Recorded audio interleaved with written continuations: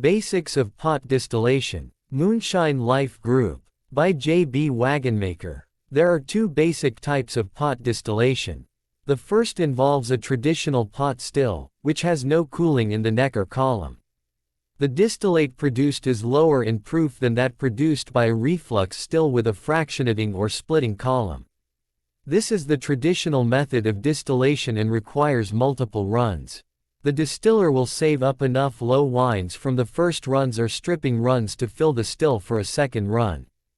If a triple distillation is desired, the product from second distillations are collected until enough spirit is saved to fill the still for the third spirit run, and so on. The second type of pot distillation is performed in a reflux still equipped such that the column can be cooled during distillation. This type of still is far more efficient and can produce a high-proof, high-quality spirit in a single run. First run. Pot distill your wash, being careful to keep things running slowly. For beginners, 2 to 3 drops of distillate exiting the worm every second is just about the perfect speed. As you collect, periodically put 4 to 5 drops of distillate into a spoon with an equal amount of water and sip it. You will learn to identify the off taste of the heads very quickly. For your first run it is best to take very conservative cuts. I recommend very generic whiskey cuts, say 80% down to 70%. As your skills improve you will be able to go deeper into your cuts, tasting periodically for the off taste of the tails. Once you learn to identify the off tastes of the heads and tails you will be able to make proper cuts without the use of a hydrometer, a big step toward becoming a competent distiller. By law any spirits collected above 80% cannot be called whiskey because they are considered too light or neutral. In other words, they are too high in proof and thus do not properly imbue the spirit with the flavor of the grain mash. I use anything collected above 80% as feints for the next run. For more information on the legal definitions for whiskeys and other spirits check out Title 27 of the U.S. Code of Federal Regulations. Remember to discard the first 150 milliliters or 5 fluid ounces collected so you don't get a buildup of nasty esters etc. over time in your batches. Second fermentation. Your fermenter should now contain 3–3/4 of a gallon of water, your old yeast barm, and your old corn. Take 1–1/4 of a gallon of backset from your previous distillation and add to it another 7 pounds of granulated sugar. This will dissolve the sugar rather easily. Hot backset directly from the still works better at dissolving sugar, but adding hot backset to your fermenter will kill your yeast, so allow the backset to cool if you use this method. Next, add this mixture of sugar and cooled backset to your fermenter, which already contains 3–3/4 of a gallon of water. This will bring your total beer volume back to 5 gallons. Now is the time to make sure you have removed and replaced any spent corn kernels, which float to the top of the fermenter.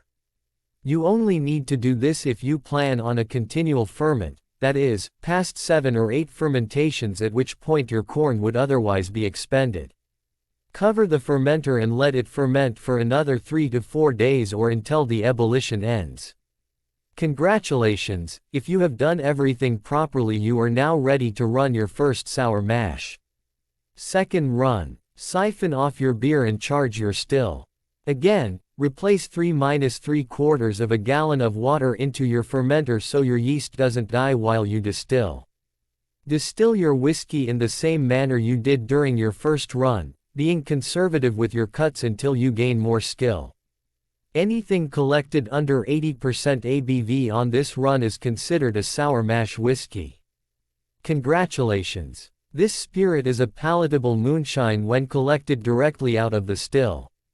Collect your run down to your stopping point. Again, I recommend 70% ABV for beginners, perhaps a few degrees into the 60s if you are bold. Save all of the spirit run as good sippin' whiskey. Most moonshiners keep running their stills long after they are finished with the spirit run, collecting down to about 20% ABV before stopping.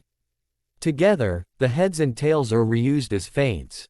I do not normally go as low as 20%, you'll have to find your comfort zone. If you start to get blue or green flecks in your spirit, you've gone too far or run things too hot. Repeat the process. After your run, collect 1–1/4 of a gallon of backset to return to the fermenter for your next batch. Repeat the process starting at the second fermentation.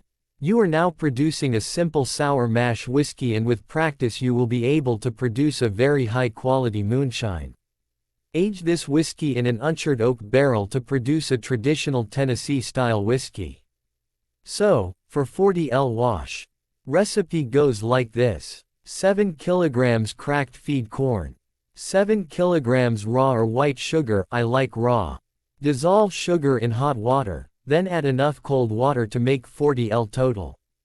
Strip in pot still, discarding 100 milliliters of foreshots down to 20%. Save the strip. While the drum is empty, scrape off 1/3 road of a bucket of corn and add 1/3 road of a bucket of new corn. Add some water, 20L or so, to the yeast bed so you don't burn the yeast. Next step. Use 10L of hot slops backset from the still run to dissolve 7 more kilograms of sugar, stir it up and add to the drum.